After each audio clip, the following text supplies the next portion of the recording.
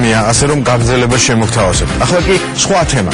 წარმოგიდგენიათ, რომ ხვანჭკარა, როგორც საფირმო სახელწოდება, ამერიკის ორივე კონტინენტზე საქართველოს არ ეკუთვნის. თავად ღვინის შეტანის უფლება კი არა ქართულ კომპანიებს, არამედ უცხოელ ბიზნესმენს ერთპიროვნულად აქვს. წარმოიდგინეთ, ახლა კი ნახეთ რეპორტაჟი, თუ როგორ გაიყიდა თუ დაიკარგა ხვანჭკარა ამერიკაში. იერიდება რამდენად ეჩინი პროგრამი არა. თავისთავად ცხადია რომ ეს მიწვევს, ხო? ეს არა ამ დირექტორს დაწერილი. ესეთი ბლანკი არ გქონიათ არაგო. არასოდეს არ გქონიათ გეუბნები. ცნობილი ფილმის არ იყოს ამური ბლანკისა ლოგოტიპი გავს. მისამართი გავს. შპს სახელიც გავს, ტელეფონიც და ბევრი სხვაც. მაგრამ ქარხნის დირექტორს ინტერნეტიდან ამოღებული ესერილი თავისად მაინც არ მიაჩნია. და ეჭვი აქვს, რომ სახელწოდება ხვანჭკარაზე ამერიკული პატენტის მისაღება დოკუმენტი მისმა ოკეანის გაღნილმა პარტნიორმა ევგენი დოზორცევმა გააყალბა. მე საეჭვოდ მიმაჩნია. ყოველ შემთხვევაში და ავის დოზორცევთან ამერ მიწერმოწერა გააყალბა. ჩვენ პირადად არ აგვაქვს დოზორცევთან მიწერმოწერა.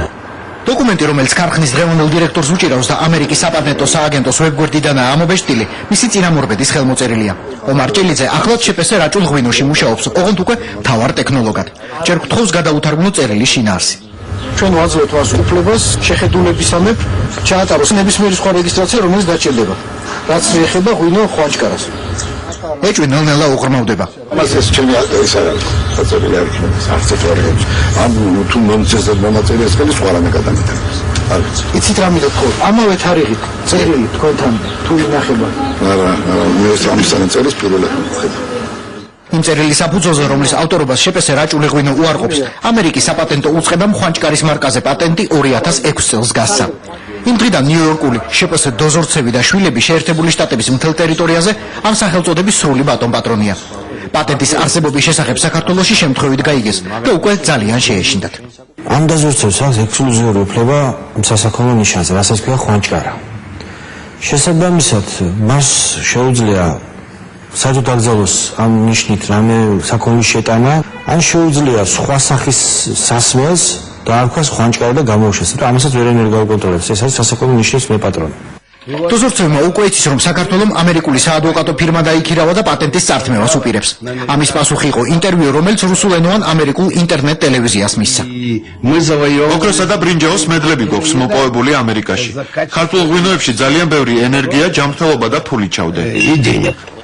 ფულის ხსენება ქართულ სამთავრობო სტრუქტურებს ეჭვებს მხოლოდ უმყარებს. მთელი დოკუმენტაცია, რომელიც მათ აქვთ ხელთ, აჩვენებს შეერთებული შტატების საპატენტო სააგენტოს 2 წლიან წინააღმდეგობას დოზორცევისთვის გაეფორმებინა სახელწოდება ხვანჭკარის ექსკლუზივი. ამისთვის ამერიკელებმა სრულფასოვანი კვლევა ჩაატარეს და რაჭის გეოგრაფია და ისტორია ერთნაირად წვრილად შეისწავლეს. აქ არის მსჯელობა ესეთი, რომ სწორედაც ეს არის რეგიონი საქართველოს ტერიტორიაზე, რომელიც ცნობილია ამ ღვინის წარმოებით. და ამიტომ არ შეიძლებოდა, რომ სასაქონლო ნიშნად დაერეგისტრებინა ამ პირს. დოზორცევის ურთიერთობა ჭრებალოს ღვინის ქარხანასთან, რომელსაც ოფიციალურად შპს რაჭული ღვინო ეწოდება, 1999 წელს დაიწყო. ოდესელ ემიგრანტს ხვანჭკარის გემოდასახელი საბჭოეთიდან ახსოვდა და სტაბილური გასაღების დაპირებით მარტივად მიიღო ამ ქარხნის პროდუქციის ამერიკის კონტინენტსა და კარიბის აუზში ექსკლუზიური გაყიდვის უფლება.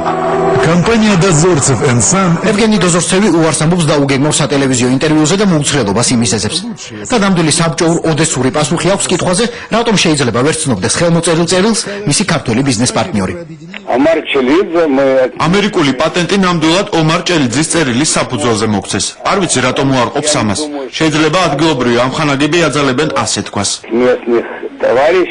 Господин Дозорцев, მართალია, რომ ამ პატენტის ძალით ნებისმიერ კომპანია შეგიძლია დაუგზავნოთ ხვანჭკარის შეტანა ამერიკაში. წესით ასეა, თუმცა აზრადაც არ მქონია ყველასთვის ამეკრძალა ბიზნესი. მე მხოლოდ ქართული ღვინის ფალსიფიცირებასთან ბრძოლა მაღელვებდა, მაგრამ ამ საქმიდან არაფერი გამოვიდა. ქართული მხარე თუ დაგიკავშირდა და რა პირობებით ითხოვს დათმოთ პატენტი? ზად ვარ დავთმო, თუ სახელმწიფო თulis რომ მისია, მაგრამ პირველ რიგში მადლობას ველი 14 წლისათვის, როდესაც მარტო ვიცავდი ქართულ ბრენდებს და არაფრით დამხმარებიან. შემდეგ კი ყველაფერზე შეგვიძლია მოლაპარაკება. აქ იგითხარით ბრუკლინში გადაბარგებული ოდესელი ემიგრანტია მეთქი. ამიტომ საჯაროდ ვერასდროს დააცდენინებთ, რის ფასად ან რა ფასად შეიძლება თქვას უარი ხვანჭკარის პატენტზე. ერთია, რომ ჭრებალოს ქარხანასთან კონტრაქტის გაწყვეტა არც მას აწყობს და არც რაჭველებს.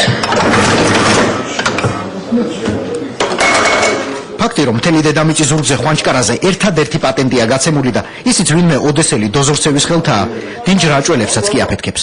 ხვანჩკარის სახელის, ჩვენი სოფლის სახელის გაყიდვა და ვინმე რომელიმე კონკრეტულ პიროვნებაზე მიყიდვა არავითარ შემთხვევაში არ შეიძლება. დაიებუნა მის ლიცენზია და ლიცენზიის განყიდველი ვინც არის პიროვნება, ამან პასუხი აქვს ხელმძღვანელობის წინაშე. ხვანჩკარა რაჭველებისთვის მარტო ბიზნესი რომ იყოს, ასე არ გაცხარდებოდნენ. მოხუცი მამა ადრიან გაზაფხულზე სასხლავით ხელში რომ დადის ვენახში, მეზობლების მსგავსად ყოველ წელს პოლიტიკურ გადაწყვეტილებას იღებს. ყურძენი სამლარზე მეტი არ ღირს, მაგრამ ვას მაინც არ აჩეხს. ადგილობრივი ხელისუფლება გვიმატებს ლარს და მოსული გასი ვორმანეთს გვაძლევს. ალბათ იმას მეტი არ უღირს შემოგავლებული, მაგრამ გვიხათრებს ეს ხალხი, რომ გლეხმა იმუშაოს მომავალი წლისთვის და ვაზის მაგიორად არ დარგოს ამ თხილი 4 წელს კილო ბაზარში. ერთია რა ღირს პროდუქტი ბაზარში და მეორეა რა დუღირს იგი ქვეყანას. ხვანჩკარა ქართველისთვის თხილის გული არ არის 9 ძმამ რომ ტოლად გაიყოს. ხვანჩკარა თავად ყოფს ყველაფერს. თუ იგი შენი ეროვნული სიამაყე არ არის, ნიშნავს რომ ტეივონი საჟალ, ტეივონი პახალ, ტეივო ტოლკა კუშეთ ლუბიშ.